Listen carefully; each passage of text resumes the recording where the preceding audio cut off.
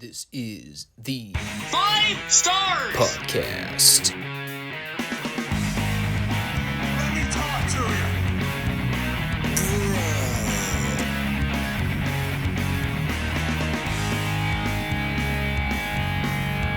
This is such good shit.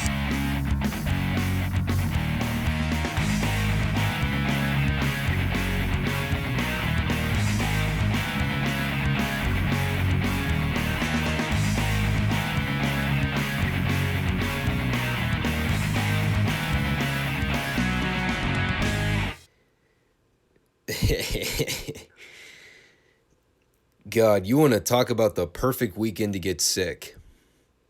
The same weekend I have to talk about an AEW New Japan video game-inspired pay-per-view. Hopefully we'll be fine enough to get through this one. Physically, I feel fine. My voice is obviously about 3 octaves deeper than usual, which I guess isn't a bad thing. I will not be doing any screaming on this one, so if you've watched the podcast before and you enjoy the high-pitched rantings, you're probably not going to get that here. Honestly, I didn't even really have anything all that much to scream about after the pay-per-view. I already knew I wasn't going to be into half the crap on that card going in, and the one surprise that we ended up getting was actually a good surprise. But we will be saving that for the latter portion of the show.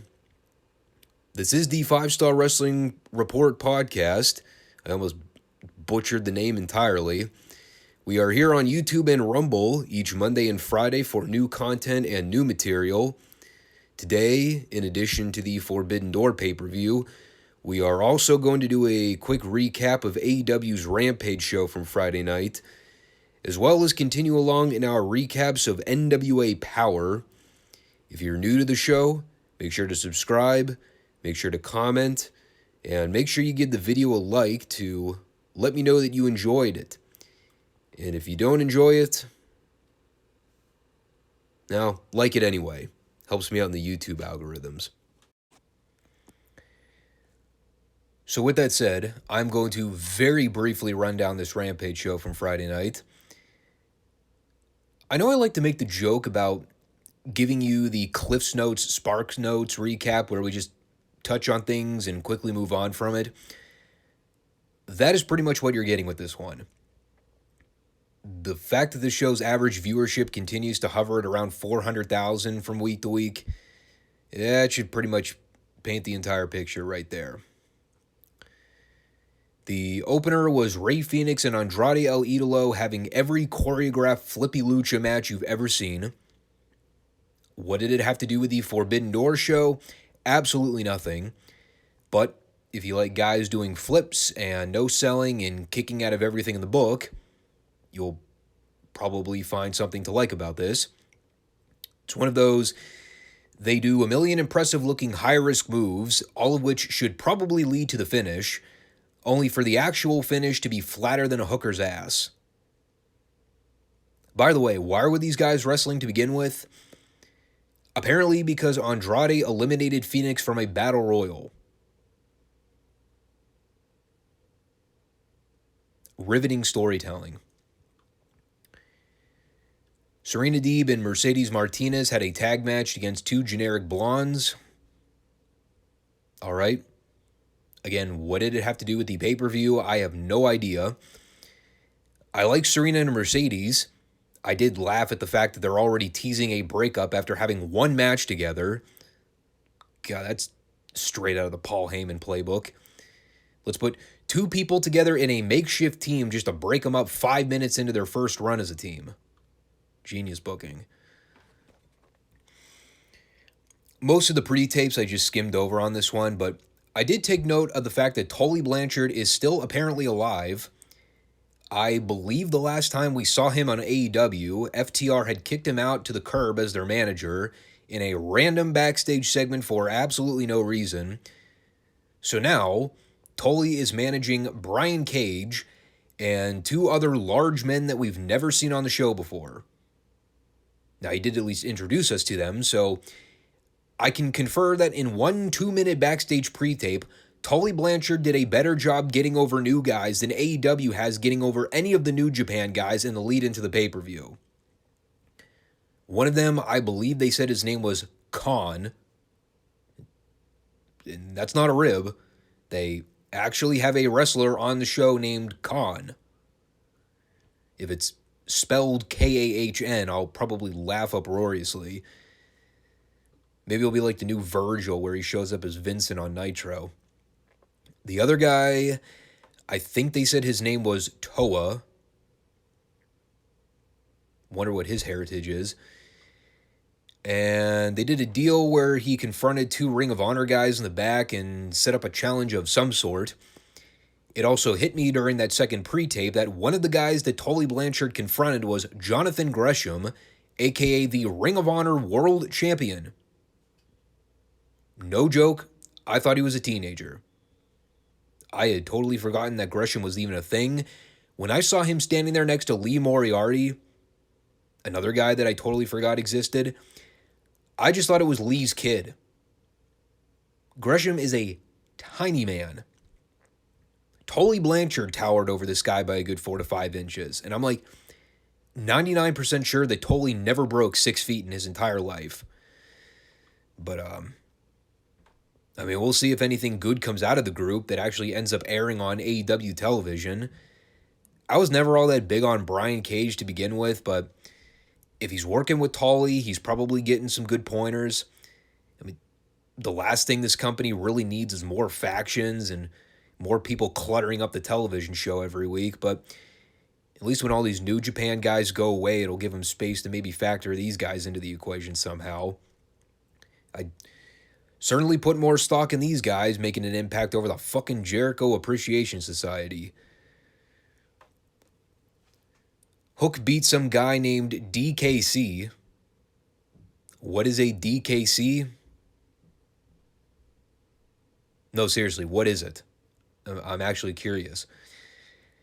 Well, in any case, Hook won, and to my utter shock, they actually kept Danhausen out of the equation.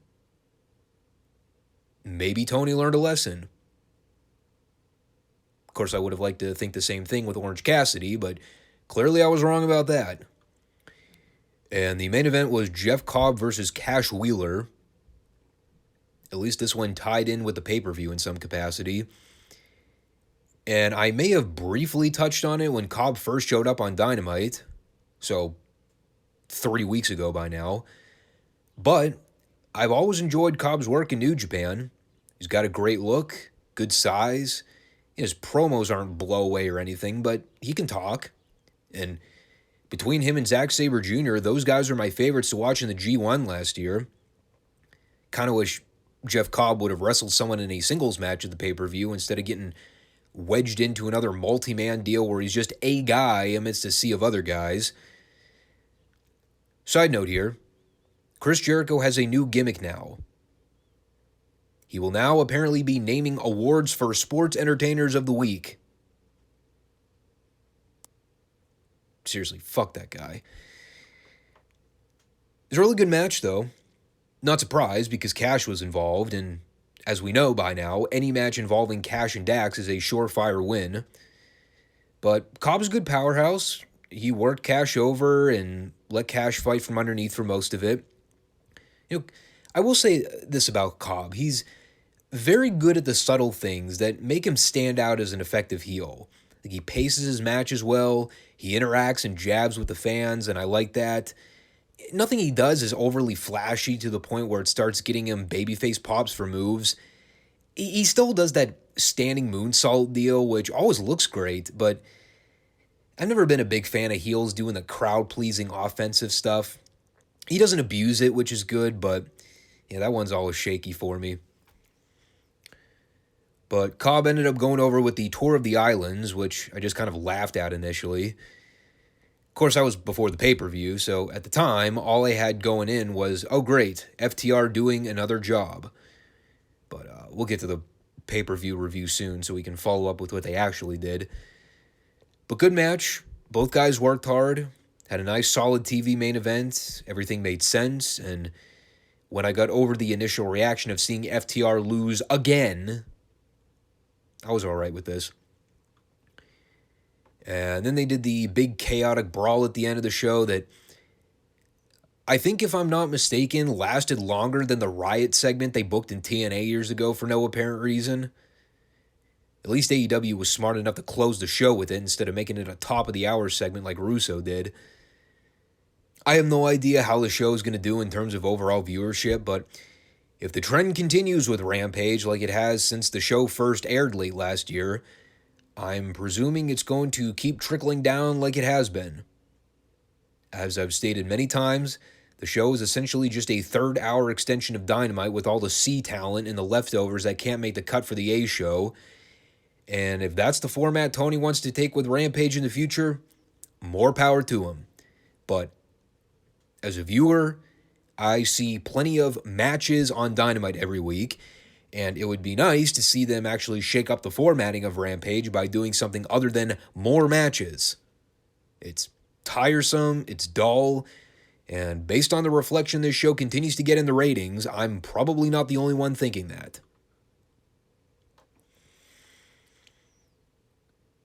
Now, before we get into the actual Forbidden Door show, we're going to cover NWA Powerrr as a palate cleanser, I guess you could say. This is Season 9, Episode 2, and we kick things off with Tyrus doing a promo, which is usually a safe bet to get things off to a good start. And he begins with a mourning session for the fallen Mims, who, as we remember from the pay-per-view, was savagely beaten at the hands of Tyrus. I do appreciate how Tyrus refers to himself as the reigning, defending, undisputed, undefeated NWA World Heavyweight Television Champion. It'd be better if he took a page out of the Chris Daniels playbook and called himself the reigning, defending, undisputed, undefeated NWA World Heavyweight Television Champion of the world. But he does bring up an interesting point. After the title defense against Mims at the pay-per-view, he has now successfully defended the belt 7 times, which does put him in the position of relinquishing the TV title to earn himself a shot at the World Heavyweight title, should he so choose. And, well, this is kind of one of those roles the NWA implemented at some point in the last couple years. It's kind of taken out of the playbook of what Austin Aries did years back, where I think he relinquished one of the TNA belts to get a shot at the world title or something. It was a cool little gambling concept. I dug the idea when they first did it. He does, however, assert that he has a clause in his contract that excludes him from having to partake in, I guess, sacrificing the TV title for a shot at the world title. So his focus right now is on claiming other championship gold while he continues to defend the TV belt, which I guess you're allowed to do. And, well, then he plugged the main event and congratulated Cousin Trevor on becoming the world champion. And it is kind of interesting to see them go in the direction of having Tyrus keep the TV title and not immediately go after the world title right now. You know, they've already alluded to the familial connection with him and Trevor, so if they ever wanted to do a blow-off with Trevor and Tyrus in a singles match, it would make sense. It's not out of the realm of possibilities. I don't know how good the match would be, but there is a story there. So coming out of the opening graphics, we had a little highlight package of the final few minutes of the Camille Kylan King title match from the Always Ready pay-per-view. Still going on record by saying that was probably my favorite match on the show. I don't think it's winning match of the year in the Wrestling Observer Awards or anything, but when I look back at that show and think about the matches that stood out on the card, I still think the Camille Kylan match gets the most acclaim out of everything from top to bottom. And rightfully so, because that was a damn fine title match. And again, we're grading on the scale for women, but no, I thought that was a really good showing for both of them. And I like what they did here as a follow-up to it.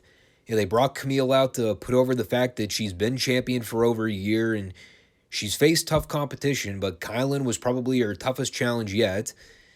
They got a little rated R there for a minute with zooming in on Camille's cleavage to put over the fact that her chest was still swollen from all the chops she took. Of course, you know, I could see that in 1080 HD pixelation with the camera zoomed all the way out, but well, I guess boobies are always nice to look at too. But she calls out Kylan to do a little show of respect, Delia Bob. And they basically acknowledge that it was a hard-fought match for both parties.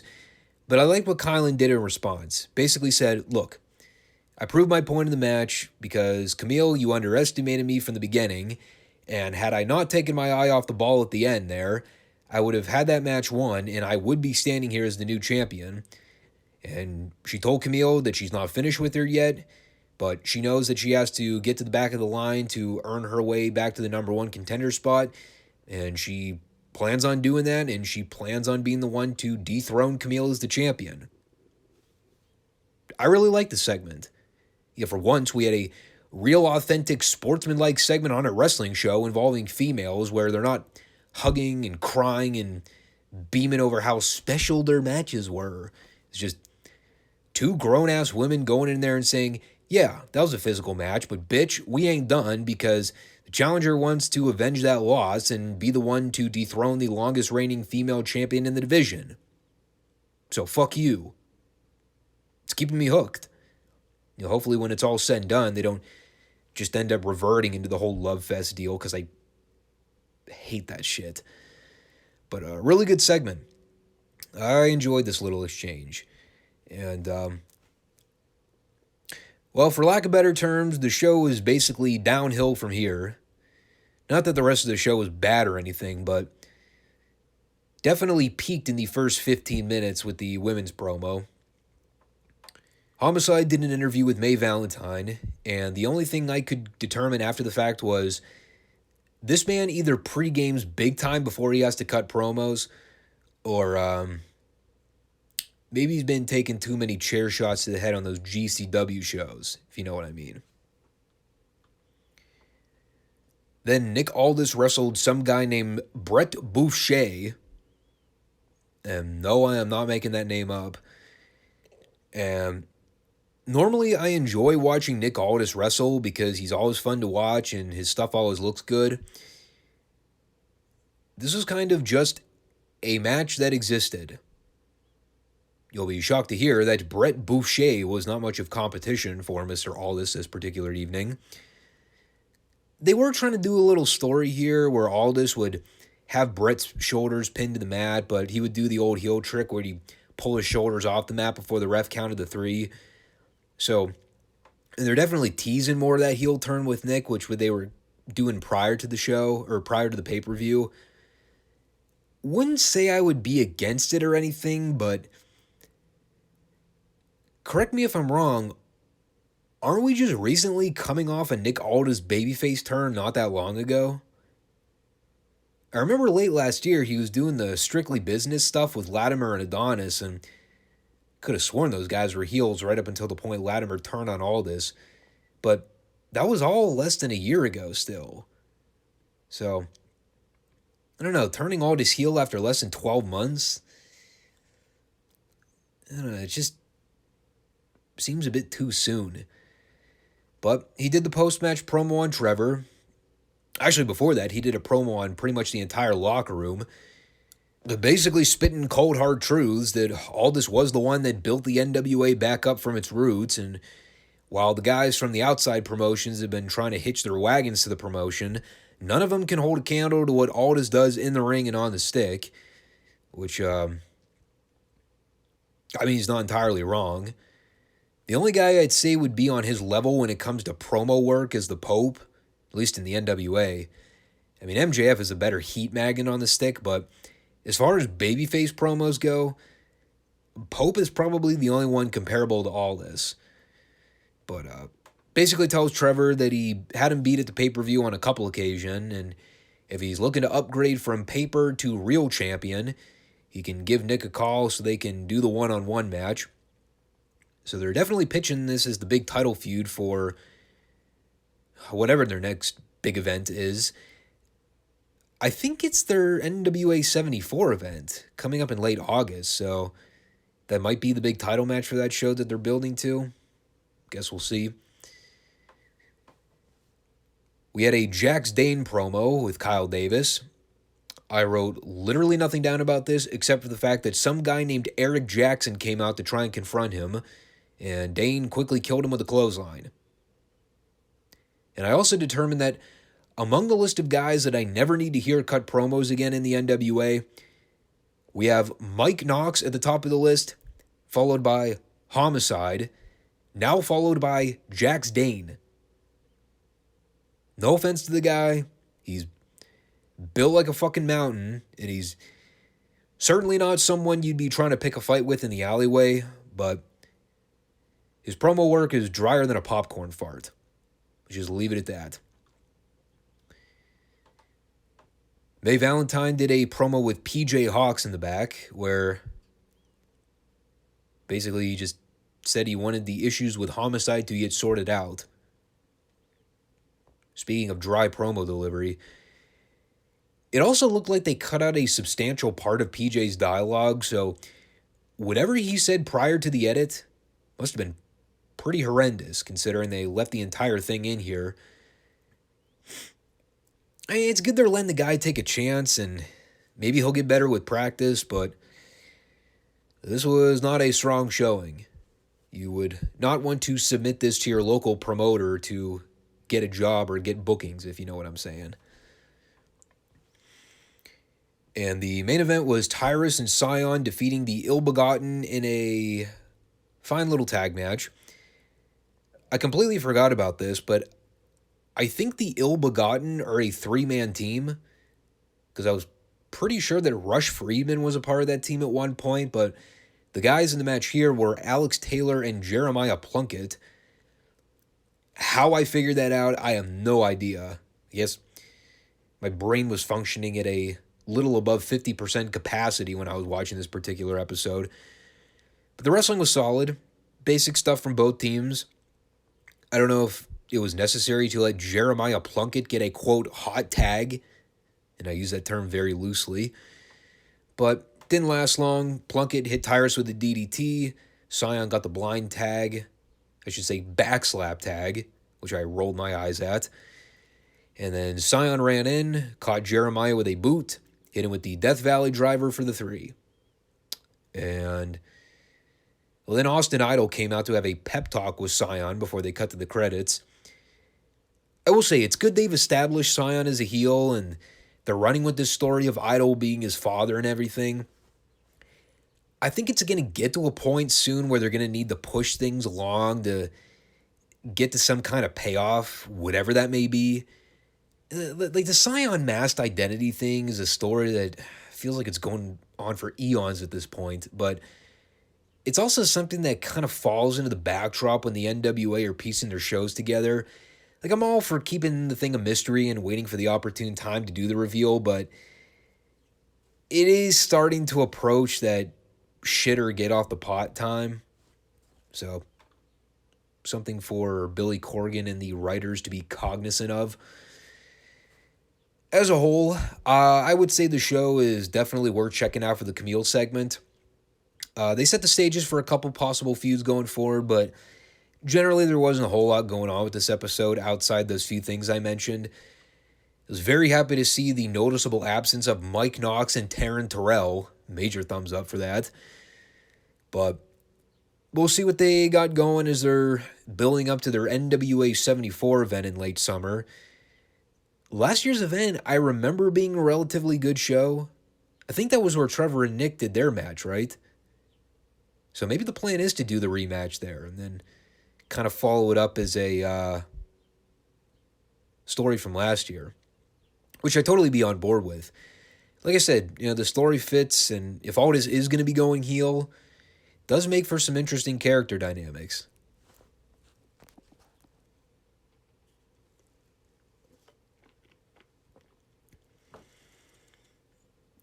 All right, so real briefly, before we even start tearing into this complete catastrophe, I should at least preface everything by saying that I was like maybe 3 seconds away from just boycotting this entire pay-per-view on Sunday night.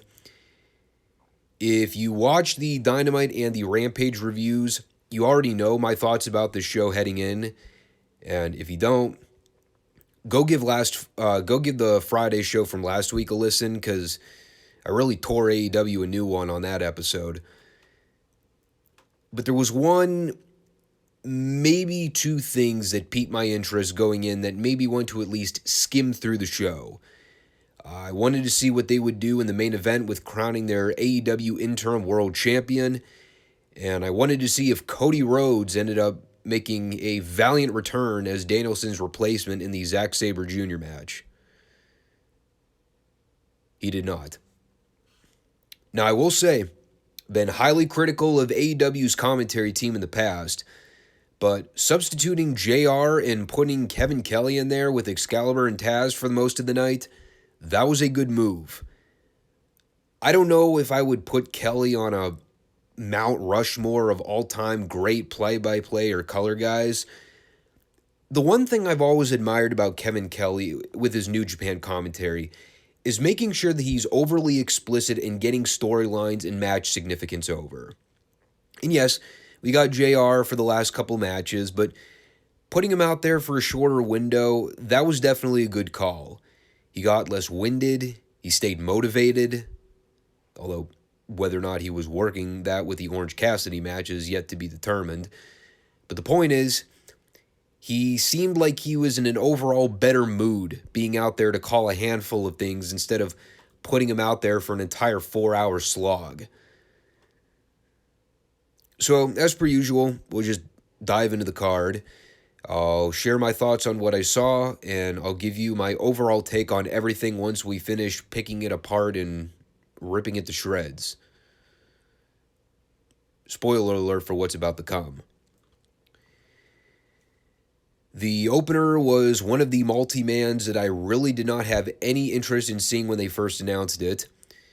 Mostly because it involved Chris Jericho, and I think at this stage, I've pretty much educated myself to know that anything involving Jericho on AEW anymore is probably going to suck.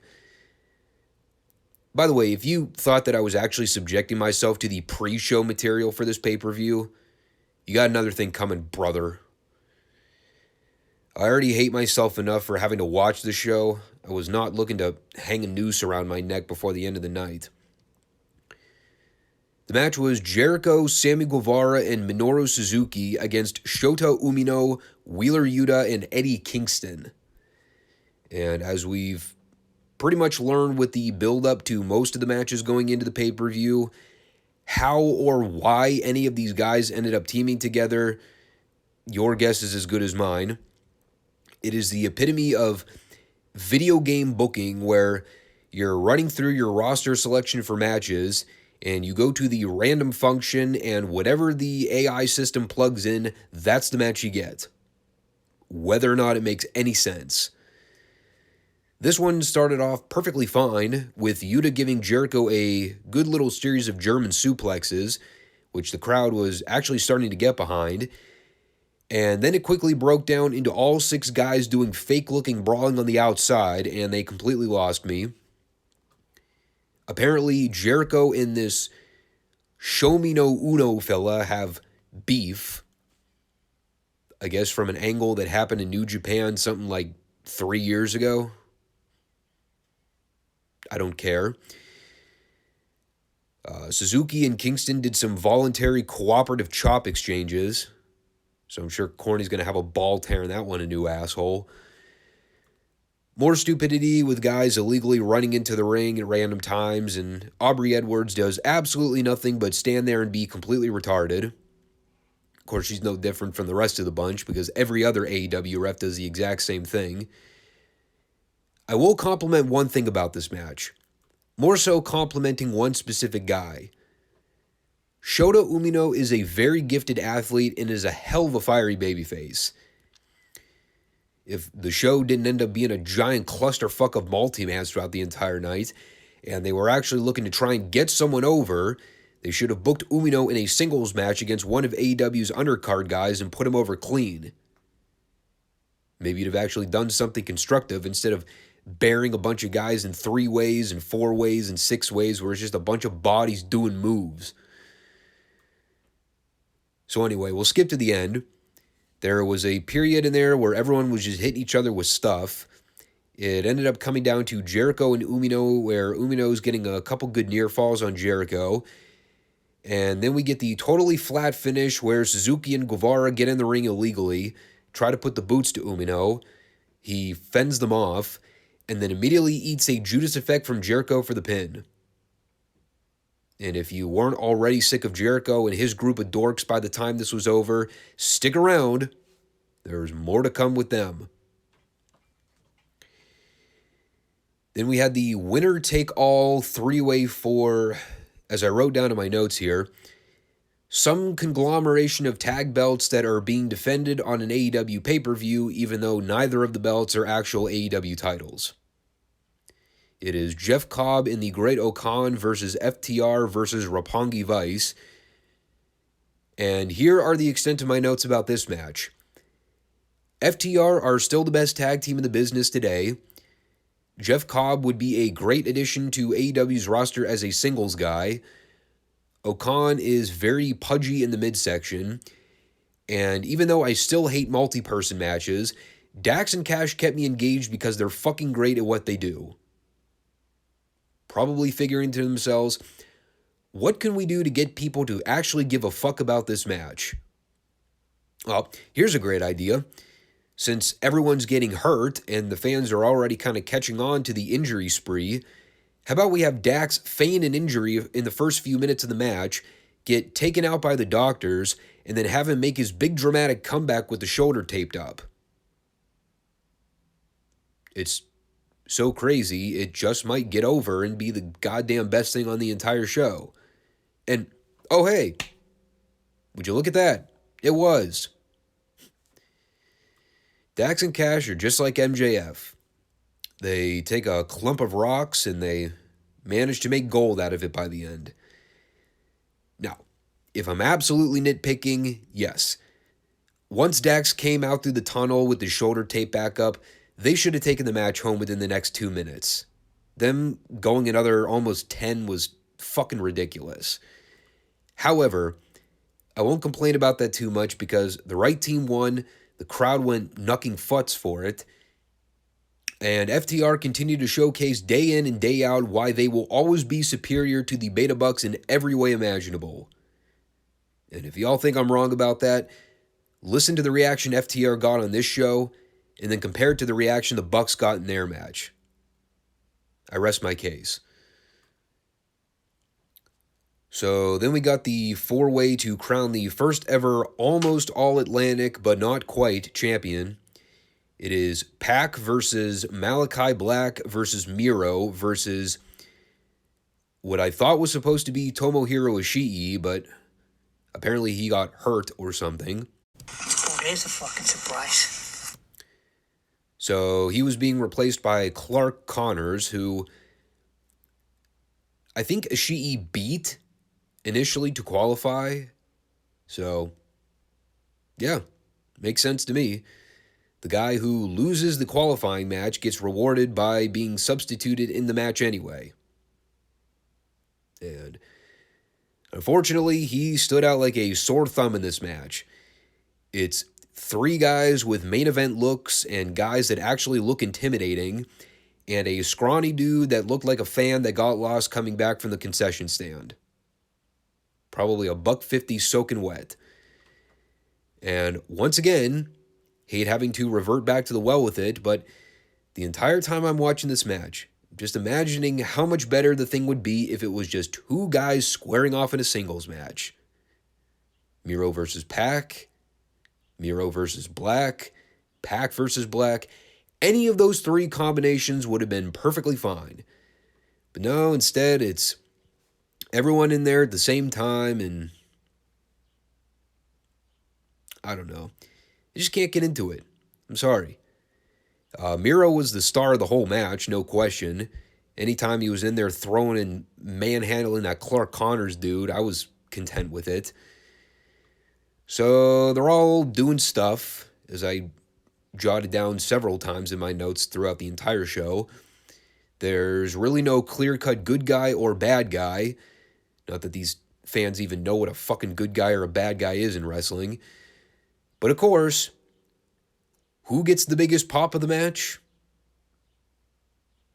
You guessed it, the fucking table. Because wrestling is stupid. So Connors ended up putting Miro through the table with a spear. Got the biggest reaction out of anything the guys did in the entire match moves-wise. There's judo throws and Muay Thai kicks and all this impressive high-risk stuff going on. Most of the time the people are just sitting there giving it golf claps. But by God, as soon as someone breaks out the table and someone goes through it, I guess the people decide wrestling is cool again. I did give Miro brownie points for being smart enough to not take a bump after giving the guys the powerbomb from the stacked up stupidplex position. And we fast forward to the end. Miro has Pac wrenched in the accolade for what seemingly feels like forever. Finally, Malachi comes in and missed Miro in the face, and he made sure to basically get right on top of him to make sure he actually made contact, unlike pretty much every other geek that Malachi's missed it before, and he actually didn't make contact with them. And then something else happened. Pac took out Malachi and Connors, hit a 450 on one of them, and won. So Pac winning the title, I mean, okay, not the finished decision I would have made, but he's certainly a better option than Malachi or Clark Connors, that's for sure. If this were 3 years ago when the company was first starting off, I'd have probably made an argument to have them put the AEW world title on Pac as a heel. I mean, I've put Pac over plenty of times before. I've always enjoyed his work. He has a great look.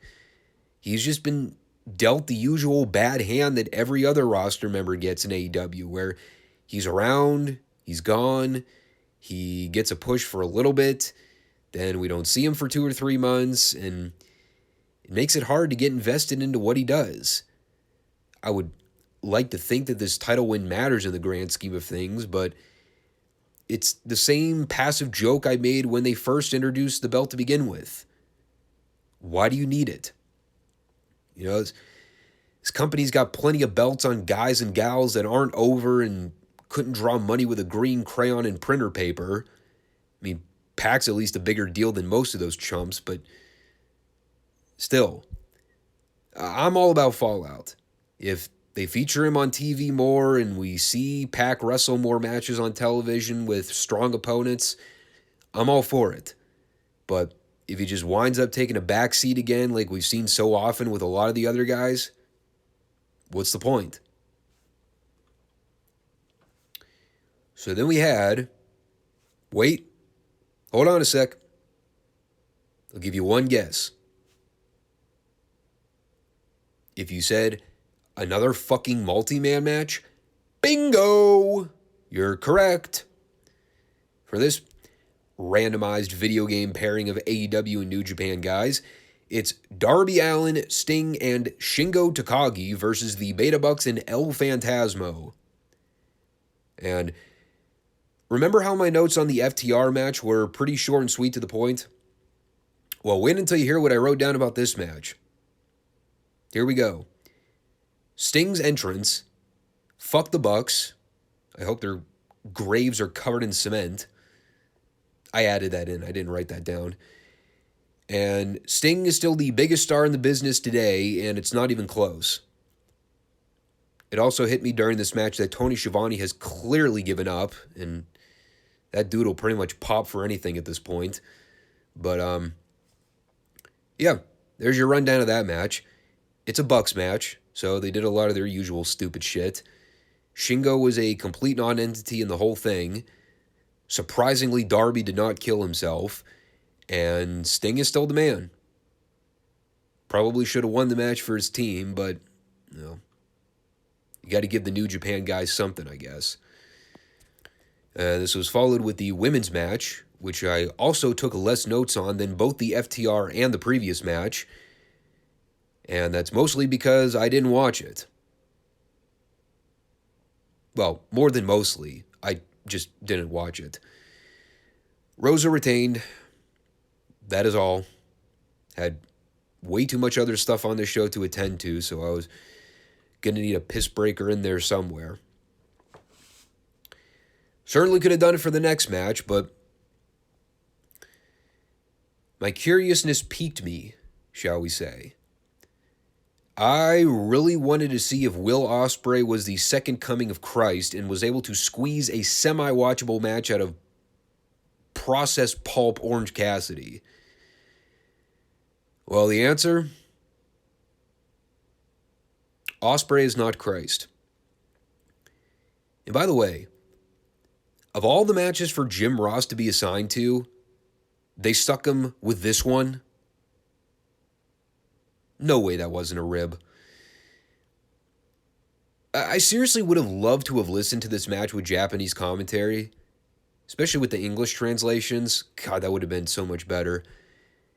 I would not have put it past the Japanese team to be calling bullshit on anything Cassidy did in this match. I did a lot of skipping and fast-forwarding in this match, primarily during any point that Cassidy was doing the fucking hands in the pockets gimmick, which at this point they ought to just outlaw that garbage entirely.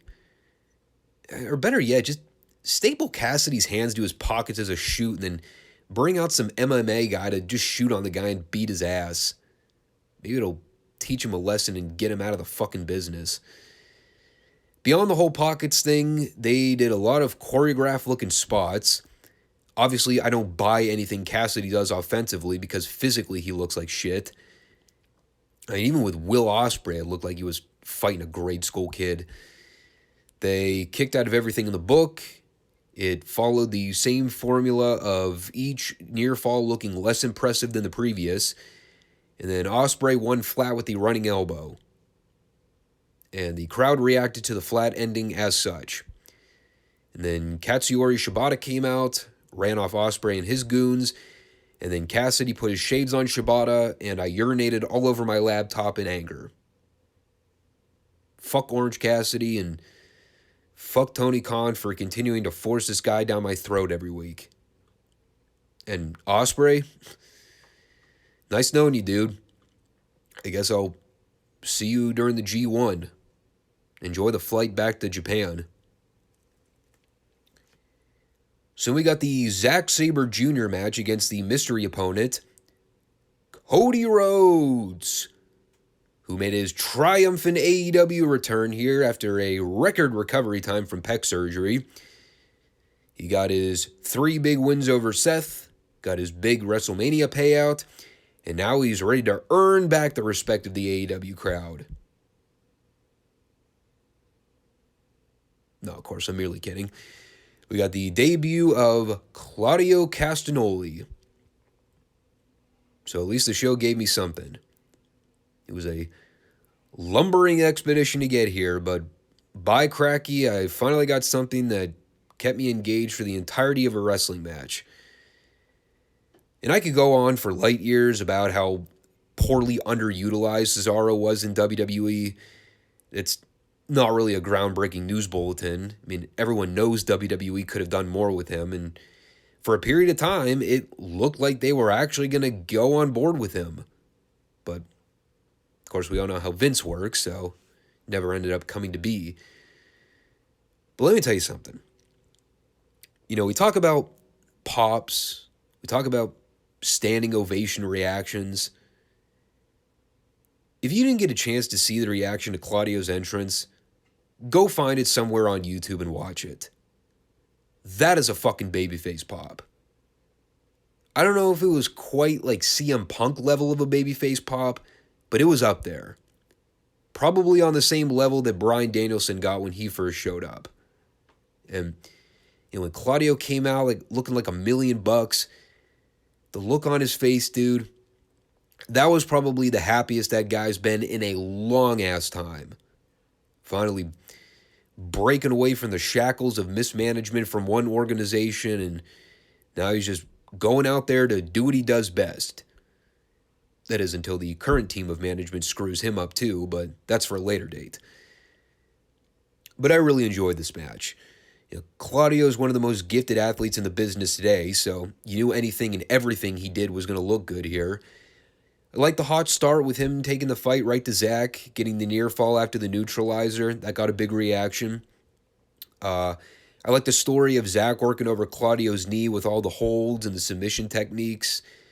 And of course, the dynamics of the pairing work so well because Claudio is one of the strongest guys in the business. So, when he was doing things like deadlifting Zack from a kneeling position on the outside and then carrying him up the stairs to toss him back in the ring, like that looks sick. They had a nice little teaser for what was to come later on with Claudio going for the big swing, but he only got in a few reps before his arm gave out, figuring they wanted to save the bigger pop for the end of the show, which I was fine with. And they had a great finish with Claudio going for several attempts on the sharpshooter, but Zack kept reversing and fighting out. So finally, he's trying to give Claudio a couple kicks to the chest. Then Claudio fights back, hits Zack with a flying uppercut. And I think that was the old Recall bomb he used to use back in Ring of Honor, where he picks the guy up for a power bomb, but instead of just hoisting the guy up from the waist, he locks the guy's arms underneath and then powers him up that way. Looked fantastic, and it was a phenomenal finish. And now that we've established that Claudio had a successful, great AEW debut, now I can mentally prep myself for him being involved in complete and utter bullshit this coming Wednesday on Dynamite. Wonder how long it'll take before they kill his momentum flatter than a plate full of piss. That was followed with the Jay White, Kazuchika Okada, Adam Cole, Hangman Page 4-way for the IWGP Heavyweight title. And for the first time in my entire life, I can now confirm that we've finally found a wrestling company that has managed to make Kazuchika Okada just another body in a match. Okada was a dude in this match. Think about how ridiculous this sounds. Okada is supposed to be New Japan's equivalent to John Cena.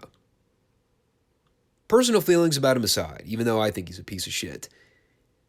This would be like AEW bringing in Cena for a special dream match on a pay-per-view, and instead of sticking him in there with an MJF or someone that could actually get a good match out of John, instead they just buried him in the middle of the card in a random 4-way for no reason. Why would you do that? It is a complete waste of someone who's supposed to be viewed as a megastar. Just a baffling booking decision. And I guess you could say this is another curse of listening to smart people talk about wrestling. Brian Last was reviewing an Adam Cole match on the Jim Cornette Experience a couple weeks back. He had brought up the noticeable thigh slaps whenever Cole would hit someone with the super kick. I wouldn't say that it ever really stood out to me when I was watching Adam Cole work. And then I watched a slow-mo replay of Page eating a Cole super kick after a moonsault attempt. Clear as day, right in plain view of the camera, motherfucker slapping his thigh. And from that point on, every time Cole would hit a super kick on someone, my attention was immediately averted to watching where his right hand was positioned.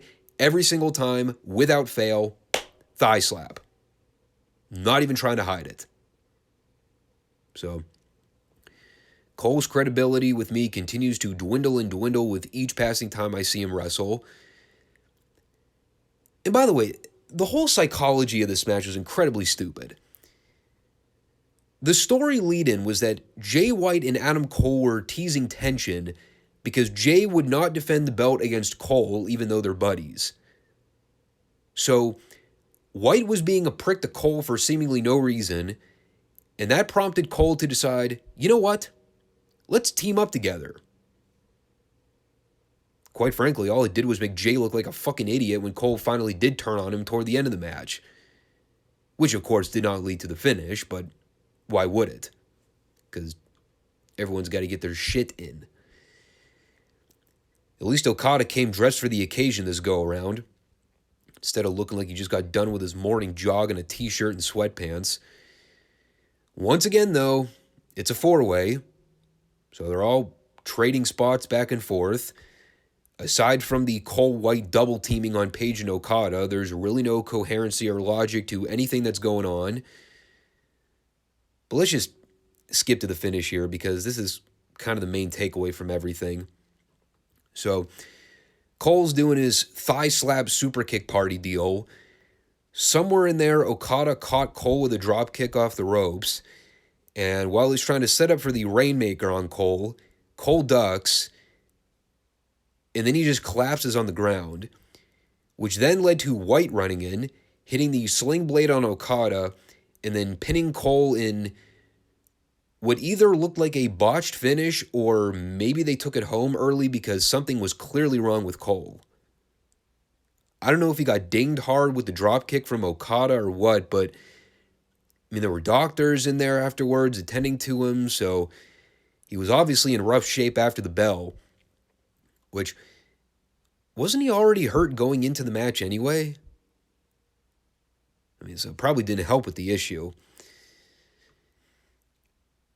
And listen, I know this is going to piss some people off, but I've touched on this before, and I think it needs to be said again, because Cole is apparently going through something right now, and I think it might be more than just a shoulder injury, or whatever body injury he's dealing with right now. He looks sick. Sicker than me right now.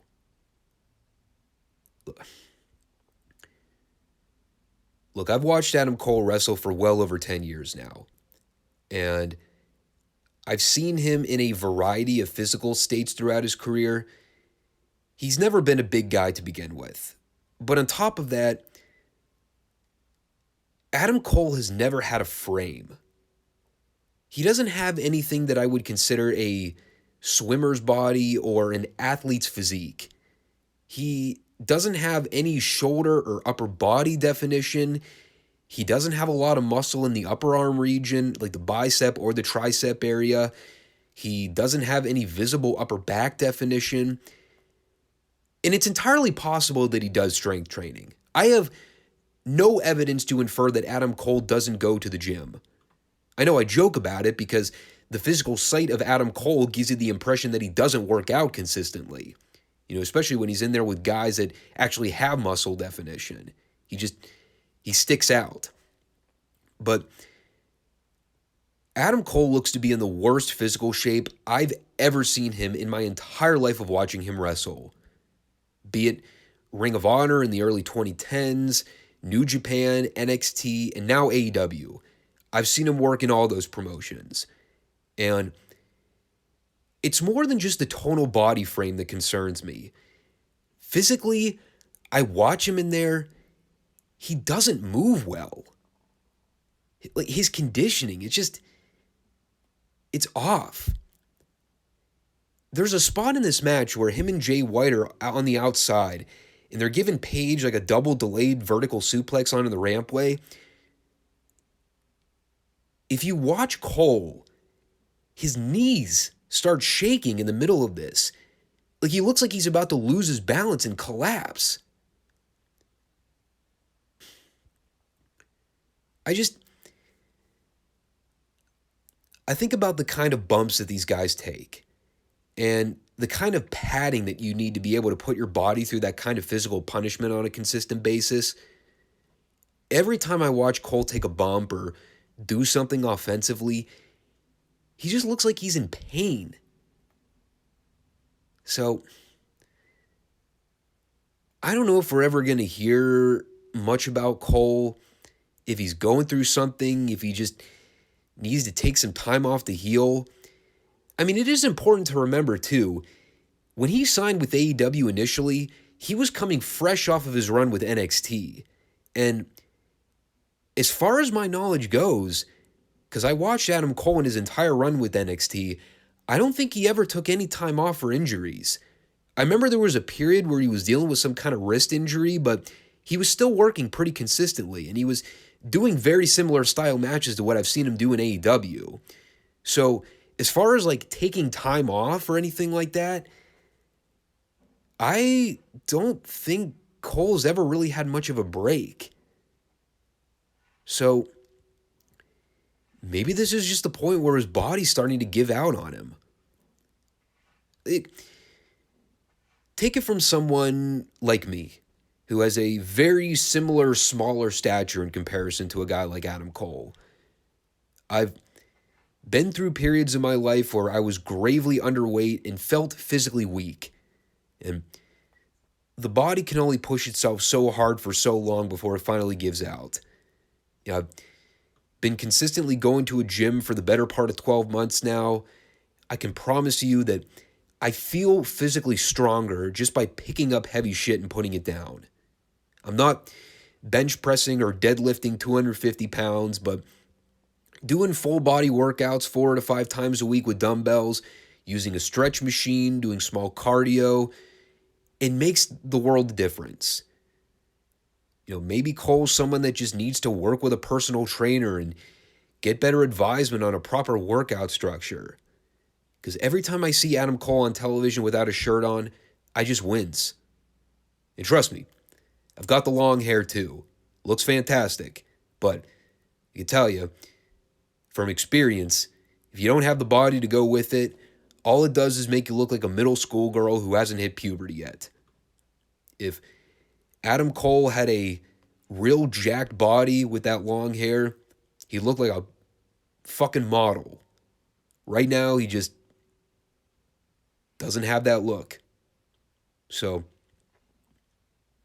Adam, I know you're not listening, but take care of yourself, man. Get a trainer. Hit the gym several times a week. Strength train. Make sure you got guys who can guide you and offer suggestions. Guys that know what they're doing, that constantly use machines. I've been a big fan of yours for a long time. You're too much of a good asset to the business to be bogging your career down with stupid things like not working out. I mean, I know there are plenty of guys in the business that don't work out, but those guys at least have some body fat to them. You don't really have that. You're a naturally skinny guy. So you need that muscle to balance everything out. And if you got people giving you shit for it, use it as motivation to get in better ring shape. Just shove it in all those fuckers' faces and say, well, now I've got the looks and the body and the hot babe to go with it. So you can all shove it. Worship the ground I walk on. And then finally, the main event.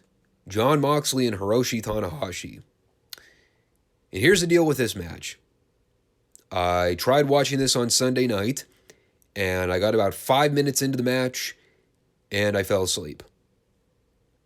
And I was strongly considering just seeing what the results were and then review the match based on whatever finish they went with. But since it was only one match, I ended up going back and watching it in full on Monday morning and finishing up with my notes for the show anyway. So suffice to say, I probably didn't need to go back and watch it. Picture in your mind a 45-year-old Hiroshi Tanahashi going up against Jon Moxley in a main event pay-per-view match. Whatever you envision in your head that match to look like, that's what you got. Moxley did all of his jerky-looking offense that never looks any good. Tanahashi did whatever he was physically capable of doing for a 45-year-old man with a bad back and bad knees. They did some smoke and mirrors garbage, with Mox putting Tanahashi through a table on the outside onto said bad back. There was a period where Tanahashi gave Mox some boots to the head, which apparently cut open Mox hard way, so for once I can't even blame Moxley for pointlessly bleeding in a match. This one just kind of happened. But I'll tell you what really infuriated me about this. Because modern wrestling fans are moronic, actually that's not fair. Let me back the truck up on that for a minute. Because there are still some legit wrestling fans out there that actually cheer and boo for the right people.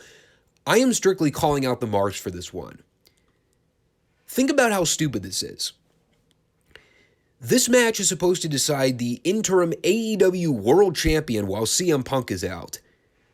Jon Moxley is an actual member of the AEW roster while Hiroshi Tanahashi is a New Japan guy that probably won't be seen on televised AEW programming for Lord knows how long after this very show. So, who are the fans rallying behind to see win? Of course, fucking Hiroshi Tanahashi.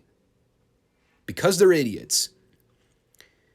The same people that used to moan and bitch and complain for years that Brock Lesnar was a piece of shit because he was WWE's world champion and only sporadically appeared like every 3 or 4 months on Raw for 2 straight years. Yeah, we'll complain about that.